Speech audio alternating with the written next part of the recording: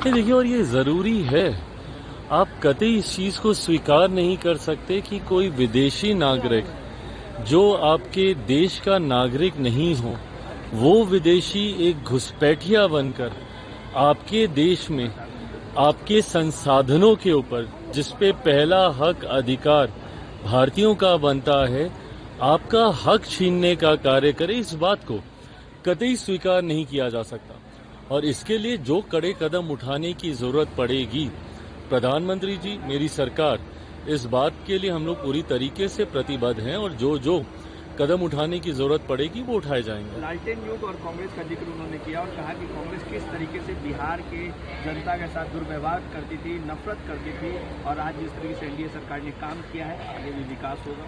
देखिए, ये बात तो हकीकत है, ये बात तो किसी से छुपी नहीं है कि किस तरीके से बांटो और शासन करो की राजनीति रणनीति को लंबे समय तक कांग्रेस ने अपनाने का काम किया। बिहार में जो एक क्षेत्रीय दल है राष्ट्रीय जनता दल, वो तो भाई एकदम सीने पे तमके की तरह चमका के ही चलते हैं इस बात को, जिसमें क्षेत्रीयता, जिसमें जातीयता और सांप्रदायिकता को बढ़ावा देने की बात की जाती है, एमवाई समीकरण का जिक्र किया जाता है।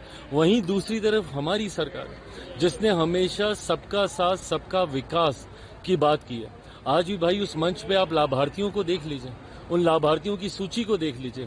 क्या उसमें जब घर बांटने की प्रधानमंत्री आवास योजना के तहत जब घरों की चाबी दी गई, उसमें मुझे बताइए ना कौन सा भेदभाव किया गया। सांप्रदायिकता को आधार बनाकर ये लोग बोलते हैं कि धर्म के आधार पर हम लोग बांटने का काम करते हैं। क्या उस मंच पे आपको धर्म के आधार पर भी कोई भेदभाव आपको देखने को मिला? तो ऐसे में जो लोग बांटने की राजनीति करते हैं, उन्होंने ही हमारे देश का और हमारे प्रदेश का खास तौर पे सबसे ज्यादा नुकसान किया है। कांग्रेस जैसे दल, राष्ट्रीय जनता दल जैसे दल, इन लोगों ने न सिर्फ हमारे देश को, हमारे प्रदेश को बर्बाद करने का काम किया, बल्कि जिस स्तर पर भारत आगे बढ़ सकता था, कांग्रेस का नेतृत्व, इसकी जगह अगर कोई और नेतृत्व इतने लंबे समय तक देश में रहता तो संभवतः आज बनस्पत दूसरे देशों के हम लोग कई गुना आगे रहते। पर अगर हम लोग एक लक्ष्य को लेकर चल रहे हैं कि 2047 तक भारत को एक विकसित देश बनाना है, संभवतः इस लक्ष्य को बहुत पहले हम लोग पूरा कर सकते थे। आज से पहले किसको पता था कि भैया भारत की अर्थव्यवस्था कौन से नंबर पर है? आज ना सिर्फ 5वें से हम लोग चौथे पर आए, बल्कि तीसरे नंबर पर जाने की दहलीज पर हम लोग खड़े हैं। ये तभी संभव है जबकि देश का नेतृत्व एक मजबूत हाथों में हो।